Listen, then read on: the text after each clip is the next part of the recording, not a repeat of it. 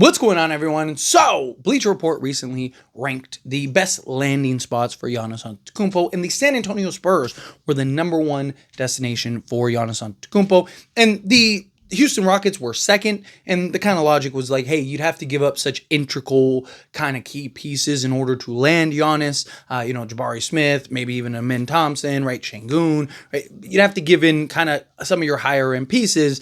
Yes, you'd have Kevin Durant, but it's just like your timeline and all that stuff with the Spurs.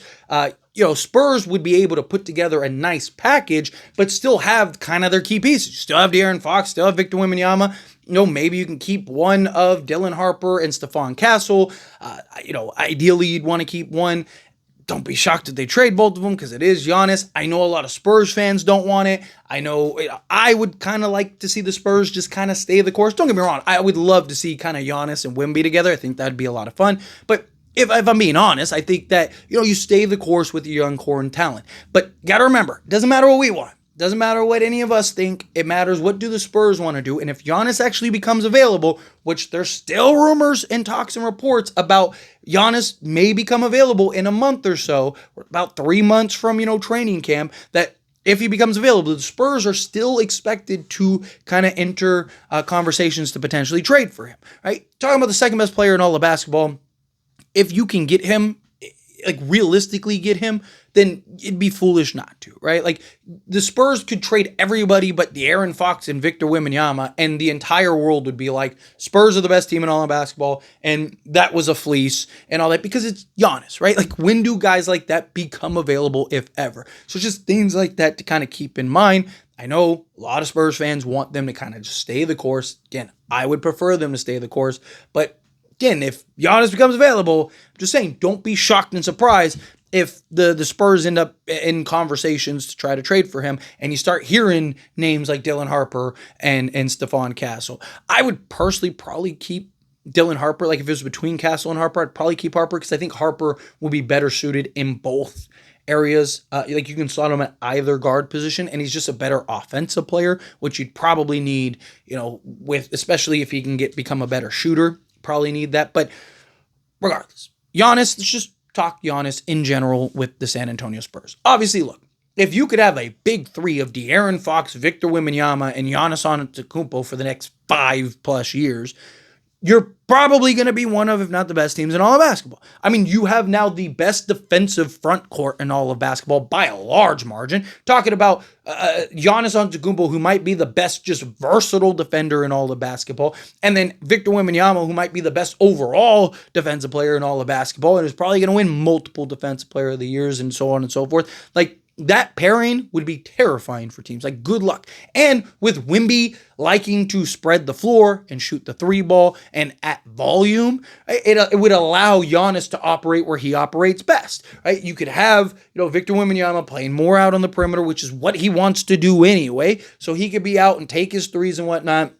Giannis Antetokounmpo could be there. You'd still have like a Luke Cornett. You could play Giannis at the center position, right? So you could kind of have this like interchanging where like you have Victor Wembanyama at times without Giannis, and you're kind of operating as such. You have, at times a Luke Cornett and a Victor Wembanyama, a Giannis and Victor Wembanyama, and sometimes you just have Giannis out there just operating as the big man.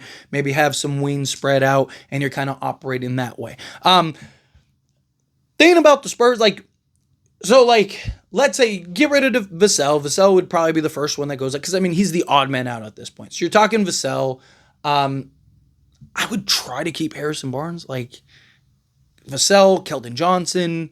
I'm not going to lie, I'd probably do Harrison Barnes. Could you keep Carter Bryant? But Carter Bryant's probably gone, right? Because they're probably not just going to take a bunch of salary filler. All right, so you're talking Devin Vassell, maybe Stephon Castle, Carter Bryant. Like I said, I try to do Keldon Johnson and then a bunch of, however many picks or whatever. And then you'd still have like Julian Champagnie. You'd still have the reason I want to keep Harrison Barnes is because, at that point you're all in. If you go and trade for Giannis, you are all in. You're not waiting, 5 years for guys to figure it out. Right. So to me, I just think Harrison Barnes would be able to slot in at that 3 spot. So you'd have at worst, right? You'd have De'Aaron Fox, Dylan Harper, right? Harrison Barnes, Giannis Antetokounmpo, and Victor Wembanyama. Right? That's a really good starting five. Right? Like, it's really, I'd be worried about shooting, right? Because Harrison Barnes would be your best three-point shooter. What can Dylan Harper wasn't a great three-point shooter in college, so I would be worried about the three-point shooting. De'Aaron Fox is not great. I mean, he's improved over the years. Maybe he can kind of continue to improve. He can be a little streaky at times. But, and then Giannis is basically non-existent from three, and Wemby can be very streaky at times. So I would be worried about the three-point shooting, but I mean, good luck stopping the Spurs at that point if you could get that. And, I mean, if I'm Giannis, that's probably the best place for you, if we're being honest, right? Like, go to the Spurs, you get to play alongside Victor Wembanyama. As you're starting your decline, he should be kind of continuing to rise into maybe the best player in all of basketball. He might be a top 5 player as soon as next season.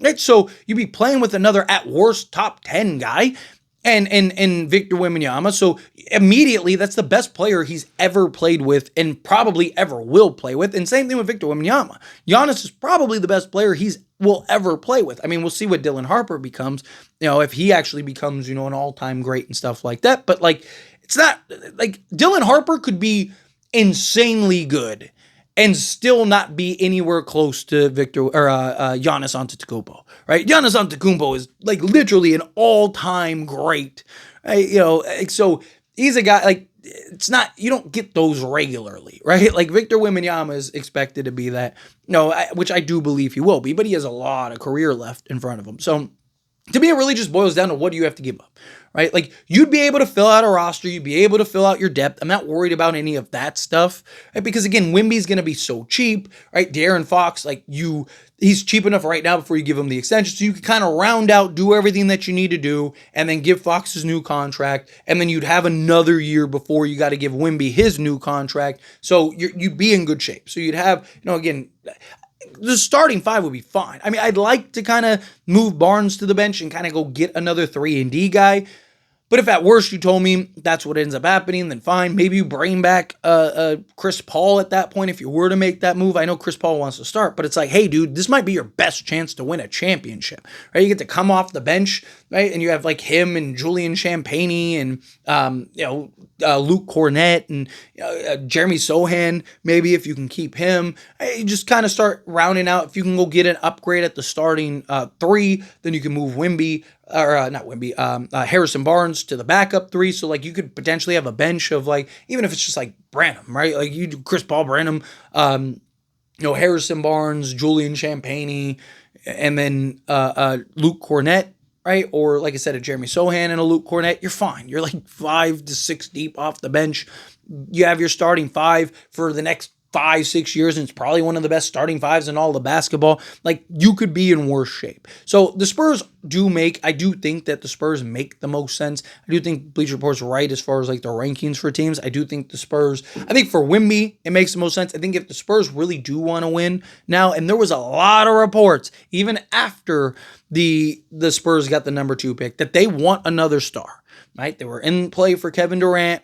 They had conversations about a Jaylen Brown. Obviously, that seemed to have fallen through. Maybe the Celtics either just decided they're not going to trade him, or that they want something crazy. I don't know, or maybe that gets picked back up at some point, right? We'll see. There's still, like I said, there's like 3 months between now and training camp and stuff like that. There's still a lot of time for things to kind of grow and develop over time.